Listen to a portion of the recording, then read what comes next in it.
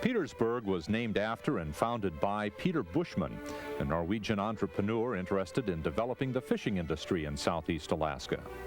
He settled at the north end of Mitkoff Island in 1897. The area had a safe harbor, a wealth of salmon and halibut, and a ready supply of ice from the nearby LeConte Glacier. Bushman began construction in 1898, and by the next year packed 37,000 cases and 1,000 barrels of salmon.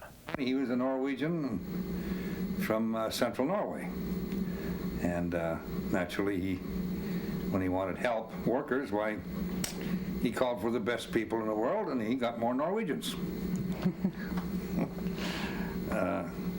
So that just started a Norwegian settlement here. And he did have his family come up here in 1900 and 1901, but they didn't stay. They didn't live here. They went south at the end of the fishing season. So he actually was never a resident of Petersburg. His first residence, permanent residence, was my grandfather and grandmother. They came up here in January of 1901 to work for Bushman. Rasmus and Anna Engi fished for Bushman. Others came to help build a sawmill, construct housing, a dock, and the cannery. The cannery, renamed and remodeled over the years, still remains at the very heart of the community. Across the street is the old Bushman House, now used as living quarters and offices for PFI workers. The Engi family played an important role in the town's development. Rasmus and Anna built and ran a theater and also opened a skating rink, a store, and a restaurant. John's parents, Martin and Augusta, arrived in 1905 to fish. The two homes they built sit on adjoining lots. One is still occupied by the Engi clan. John was born in Petersburg in 1915. Now retired from managing fish processing plants, he's lived through much of the town's history. 20s, there was a big migration of, early 20s, big migration of Norwegians. And you could go down the street and they spoke Norwegian. But I could understand and speak a little Norwegian. I also could understand Tlingit. Some of my boyhood friends were Indians or natives, and to get along with their parents, why we had to learn a little Tlingit. So when I started first grade, I must have had an awful brogue because there was 3 languages all mixed up. But it was a good life for boys. I think southeastern Alaska, in those days, was a wonderful place. Norwegian heritage remains strong in Petersburg. The Sons of Norway Hall has been an important social center since 1912. The community celebrates Norway Independence Day with a 3-day gala in mid-May. And their sister city is Hammerfest, Norway.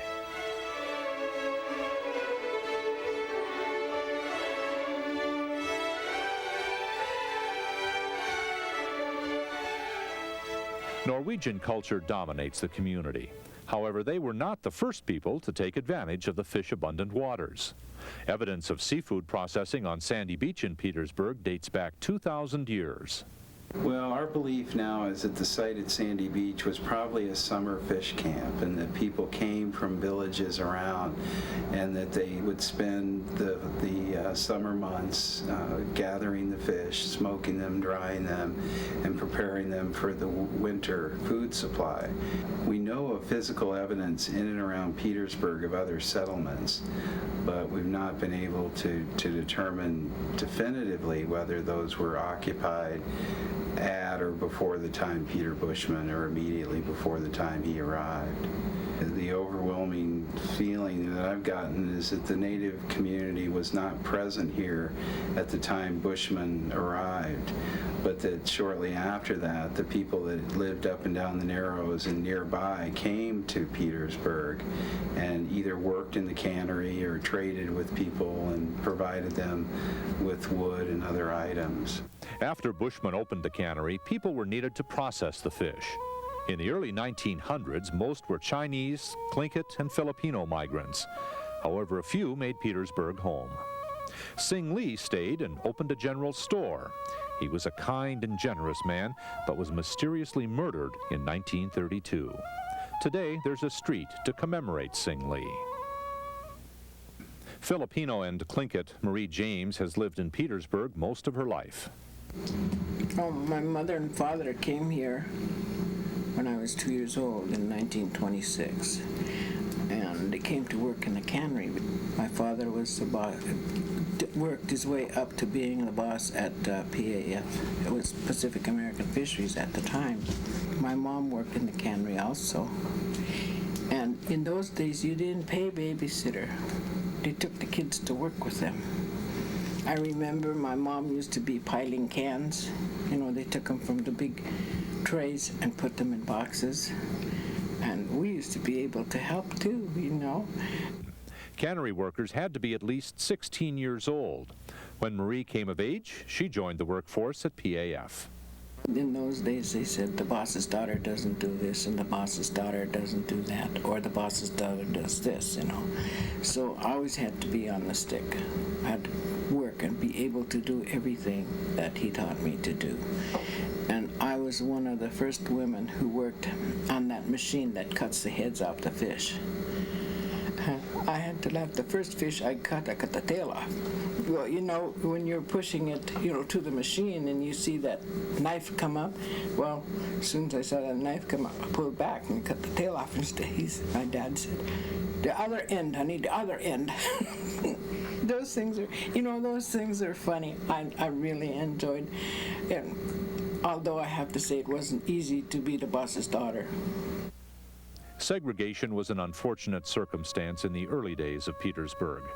Many establishments and functions were closed to or separated people of color from the white population. This began to change in the 1930s, and by the 40s, most places and events were open for everyone to enjoy. Every Saturday they used to have dances at Sons of Norway Hall.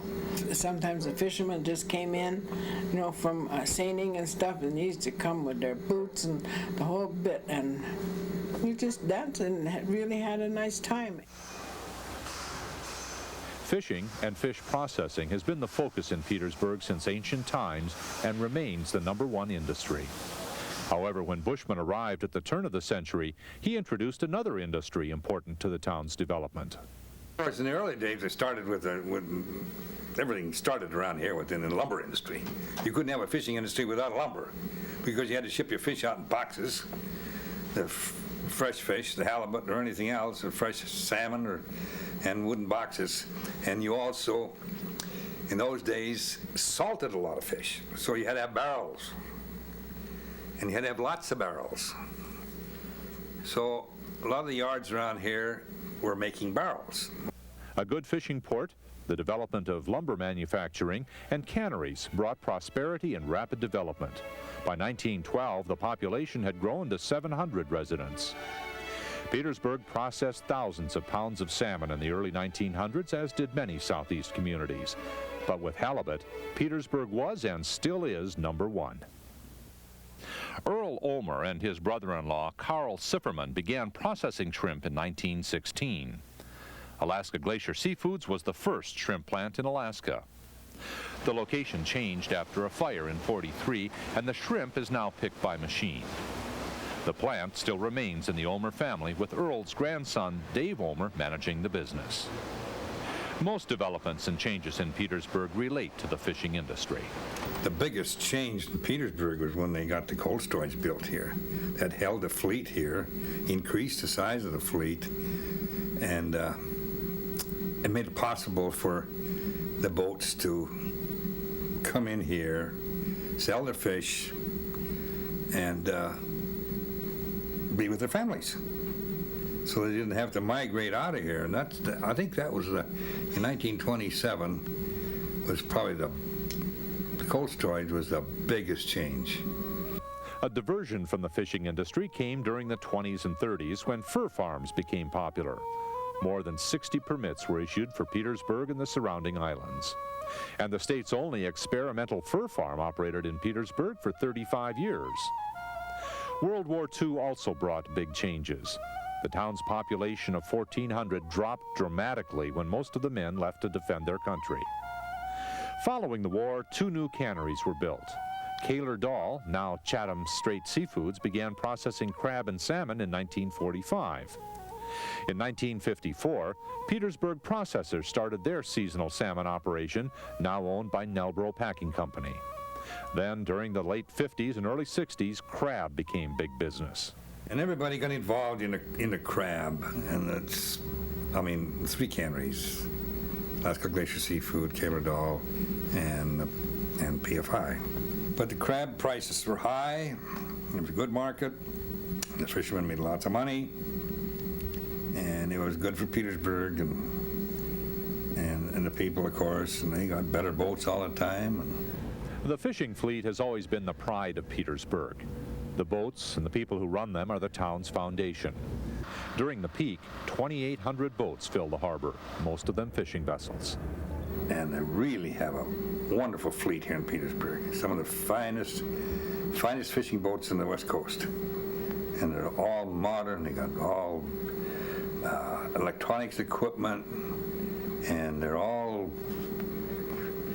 experienced fishermen, good fishermen, and they fish from the Bering Sea to San Francisco. But their homes are here in Petersburg. The latest big influence came in 1972 when the U.S. Forest Service made Petersburg Stikine District headquarters for Southeast Alaska. The designation brought 50 families to town over the next few years, dramatically impacting housing and development. Today, the population is nearly 3,700. Fishing and fish processing provide well over a third of the workforce. As with any community, new faces and changes are forever appearing. Even though Norwegian is no longer commonly heard on the street corner, Petersburg is still known as Little Norway.